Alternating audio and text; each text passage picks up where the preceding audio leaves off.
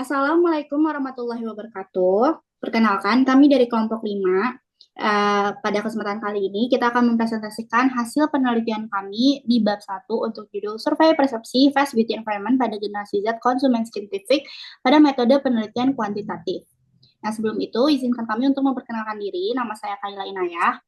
Nama saya Salma Nur Padilla. Nama saya Tengku Syarifah. Nama saya Zihan Nazen.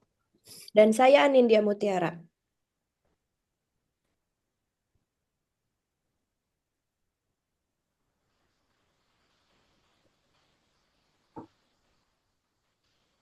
Baik, langsung aja. Di sini saya izin menjelaskan untuk bab 1 latar belakang pendahuluan dari judul penelitian kita yaitu Survei Persepsi Fast Beauty Environment pada Generasi Z Konsumen Scientific. Nah, untuk permulaan di latar belakang ini, saya memulai dari sesuatu yang umum dulu yaitu fenomena fast beauty. Jadi di sini saya lebih membahas dulu apa itu fenomena fast beauty seperti yang sudah saya jelaskan di penelitian ini bahwa fast beauty merupakan sebuah tren di industri kecantikan yang ditandai dengan produksi cepat berbagai produk kecantikan menggunakan bahan-bahan yang terjangkau. Nah, selanjutnya itu saya menjelaskan bahwa fenomena fast beauty ini sekarang ini menjadi tren dan tren ini itu muncul sebagai respons terhadap permintaan pasar yang terus meningkat. Nah, di Indonesia ini minat konsumen terhadap produk kecantikan ini semakin meluas yang mencerminkan pergerakan serupa yang dikenal sebagai fast fashion dalam industri pakaian.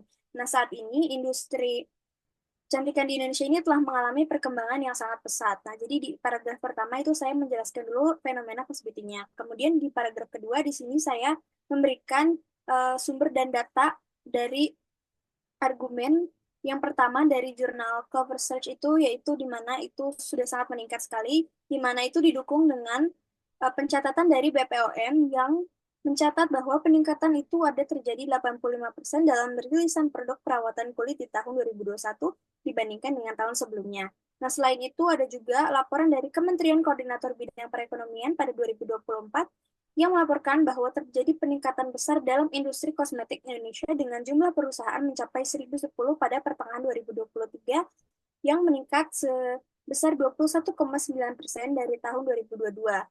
Nah, dalam rilisan ini itu akhirnya pencapaian ini tuh mencerminkan keberhasilan banyak merek lokal dalam memenuhi kebutuhan pasar di Indonesia dan juga standar kualitas yang ditetapkan atau mereka akhirnya berhasil untuk memenuhi kebutuhan pasar Indonesia sehingga banyak sekali perusahaan fast beauty di Indonesia mau dari brand lokal maupun dari brand internasional. Baik, selanjutnya di paragraf ketiga ini akan dijelaskan oleh teman saya Salman Nur Fadilah. Oke, Fast Beauty telah mengubah industri kecantikan dengan menghadirkan produk baru dalam waktu singkat. Merek-merek kecantikan kini bisa lebih cepat mengikuti tren dan memenuhi permintaan pasar. Selain itu, model bisnis ini membuat produk kecantikan lebih mudah diakses oleh berbagai kalangan, termasuk mereka yang memiliki keterbatasan ekonomi. Dengan harga yang lebih terjangkau, konsumen bisa mencoba tren terbaru tanpa harus mengeluarkan banyak biaya. Penelitian yang dilakukan oleh Irwanto dan Haryatiningsih di tahun 2020 dalam studi Delicia Anggreni dan Witanama di tahun 2025 menunjukkan bahwa media sosial memiliki peran besar dalam membentuk standar kecantikan saat ini. Informasi tentang tren kecantikan sangat mudah diakses sehingga konsumen lebih cepat mengenal dan mencoba produk baru. Fast Beauty mendukung hal ini dengan menghadirkan produk sesuai tren dalam waktu singkat. Berkat produksi dan distribusi yang cepat, konsumen tidak perlu menunggu lama untuk mendapatkan produk yang mereka inginkan. Namun, di balik keunggulan, industri kecantikan atau fast beauty juga menghadapi masalah lingkungan setiap tahun. Industri kecantikan menghasilkan lebih dari 120 miliar kemasan plastik yang sebagian besar sulit didaur ulang. Selain itu, penggunaan bahan kimia dalam produk kecantikan bisa mencemari air dan udara yang berdampak buruk bagi lingkungan. Beberapa laporan menyebutkan bahwa tren fast beauty menimbulkan tantangan besar sehingga dibutuhkan regulasi yang lebih ketat dan inovasi produk yang lebih ramah lingkungan. Selain dampak lingkungan, model fast beauty juga mendorong budaya konsumsi berlebihan. Banyak orang membeli produk bukan karena benar-benar butuh, tetapi karena ingin mengikuti tren dan takut ketinggalan atau bisa disebut dengan FOMO. Akibatnya, banyak produk dibuang sebelum habis digunakan sehingga meningkatkan jumlah limbah. Oke, selanjutnya akan dijelaskan oleh Anindya. Oke, dalam paragraf ini saya lebih memfokuskan untuk bagaimana profil Skintific, yang dimana Skintific ini adalah salah satu brand make up yang kami pilih untuk penelitian pada kali ini. Nah, jadi menurut Novita, itu Skintific adalah salah satu merek kecantikan yang memperkenalkan produk perawatan kulit atau skincare dan juga kosmetik pada tahun 2021. Merek ini sebenarnya asalnya dari Kanada, namun untuk merek Skintific di Indonesia ini berada di bawah naungan lisensi PT Meisan. Nah, perusahaan ini berperan sebagai distributor yang membawa produk Skintific dari Cina ke pasar Indonesia. Untuk nama Skintific ini sendiri merupakan gabungan dari dua kata, yaitu skin yang berarti kulit dan juga scientific yang artinya ilmiah. Sesuai dengan makna dan namanya, Skintific adalah merek kecantikan yang diformulasikan dengan menggunakan bahan-bahan aktif yang berkualitas tinggi melalui penelitian dan juga pengembangan oleh para ahli di bidang ilmu pengetahuan. Nah, di sini juga saya akan menganalisis berapa seringnya brand ini meluncurkan produk baru.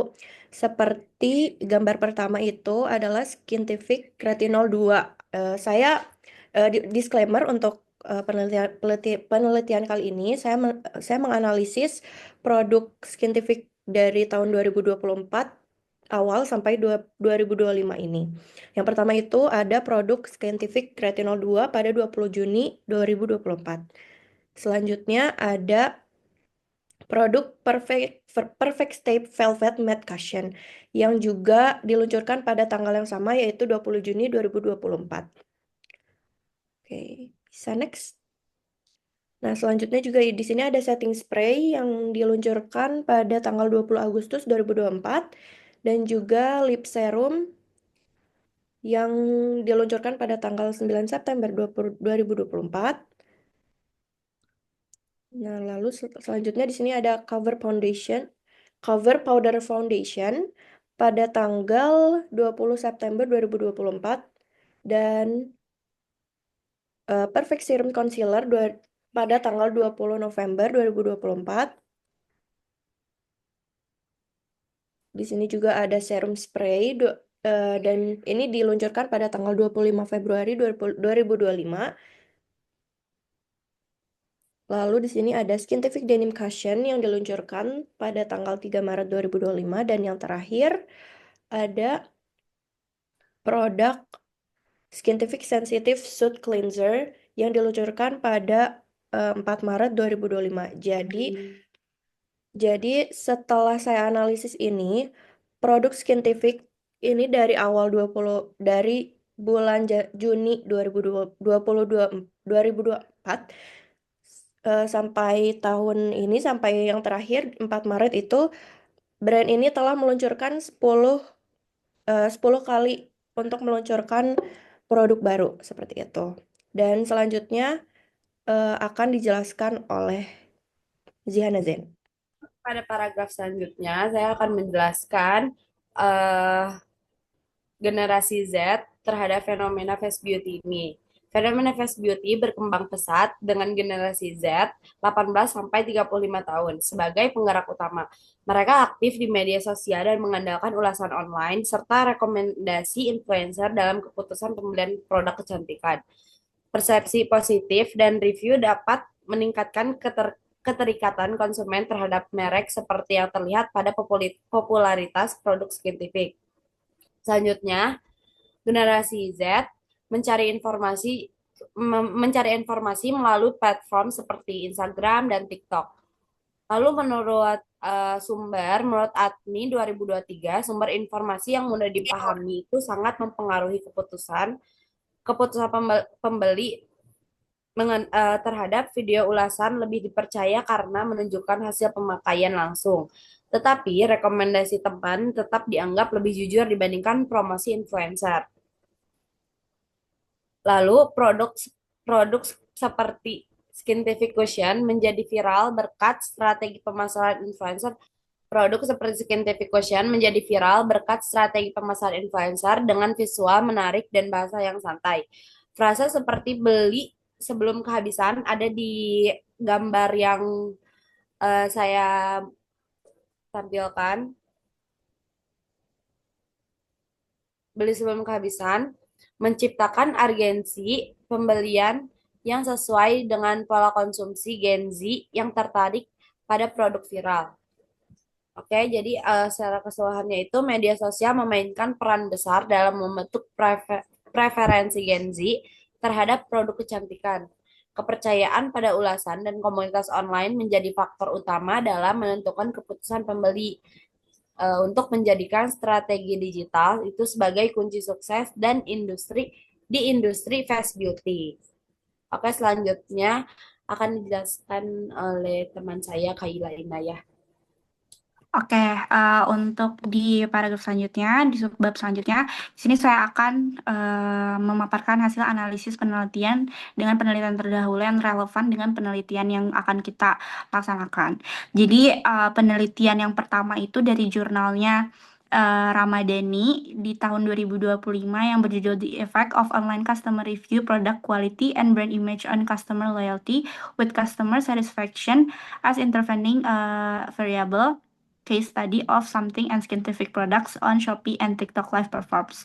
Nah, jadi di jurnal ini tuh dia itu meneliti kalau misalnya pengaruh online dari customer review, terus kualitas produk dan citra merek terhadap loyalitas pelanggan dengan studi kasus something dan scientific di Shopee dan TikTok Live.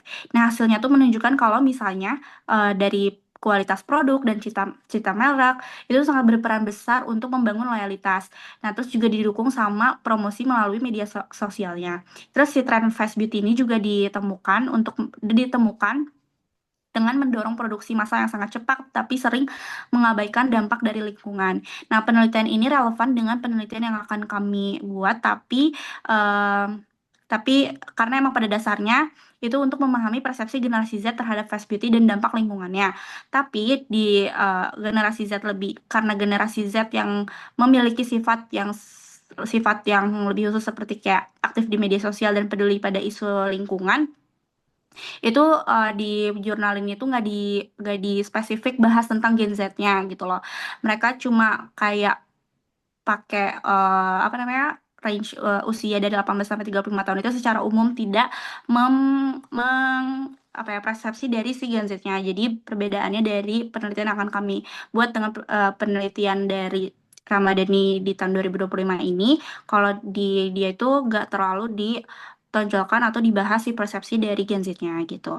Nah, selanjutnya untuk penelitian yang kedua itu dari Atmi dan Damiki di tahun 2023 yang berjudul Analisis Pemenuhan Kebutuhan Sumber Informasi Kecantikan pada Generasi Z. Nah, di jurnal ini tuh lebih membahas untuk kayak informasi kecantikan melalui platform digital dan media sosial dan e-commerce yang hasilnya menunjukkan kalau misalnya sumber dari media platform tersebut tuh jelas, efisien, terpercaya, serta sering membaca ulasan sebelum membeli produk gitu loh, untuk mempengaruhi si konsumennya gitu loh. Namun di penelitian ini tidak membahas fast beauty dan dampak lingkungan dari industri kecantikan. Penelitian ini lebih spesifik meneliti kayak bagaimana, karena penelitian yang saat ini akan kita lakukan adalah akan meneliti bagaimana generasi Z memandang fast beauty, terutama terkait merek scientific dan dampaknya terhadap lingkungan.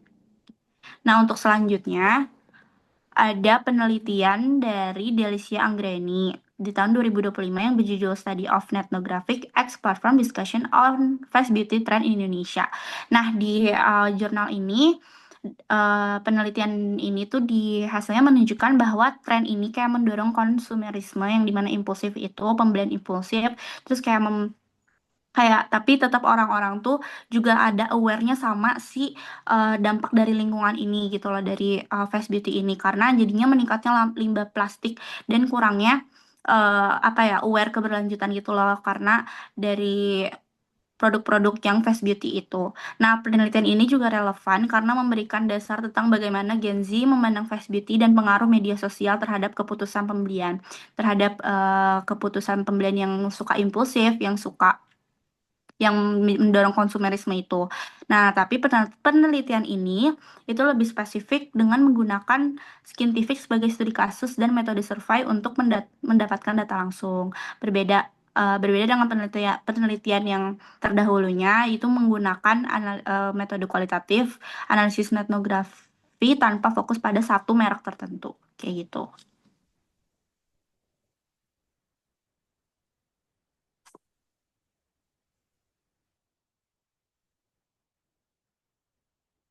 Nah, untuk identifikasi masalahnya itu, di sini rumus masalahnya adalah bagaimana persepsi generasi Z terhadap fast beauty environment pada produk scientific. Nah, untuk tujuan penelitian dari penelitian kami adalah untuk menganalisis persepsi dari generasi Z terhadap praktik fast beauty yang dipromosikan oleh merek scientific.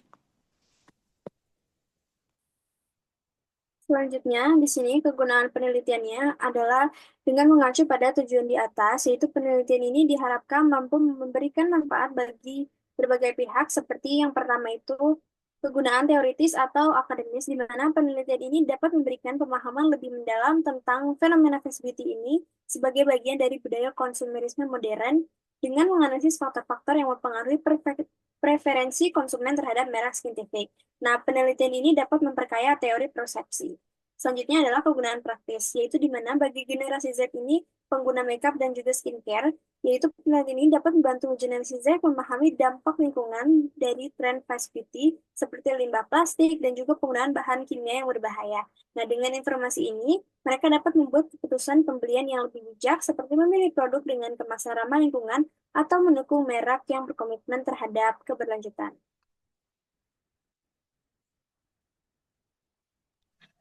Baik, mungkin untuk waktu dan periode penelitian, karena kami masih menunggu detail dari timeline pembuatan penelitian ini dari ibunya, jadi kita juga masih agak bingung untuk di waktu dan periode penelitian karena kita belum dapat detail timeline untuk bab selanjutnya dan lain-lain. Seperti itu, jadi masih kita kosongkan. Oke, cukup sekian dari kami. Ini adalah hasil bab 1 kami. Uh, Persepsi fast beauty environment pada generasi Z konsumen scientific pada metode penelitian kuantitatif. Mohon maaf apabila ada kesalahan. Kita sangat menerima saran dan kritik dari Ibu. Jadi terima kasih banyak atas perhatiannya. Wassalamualaikum warahmatullahi wabarakatuh. Makasih, Bu.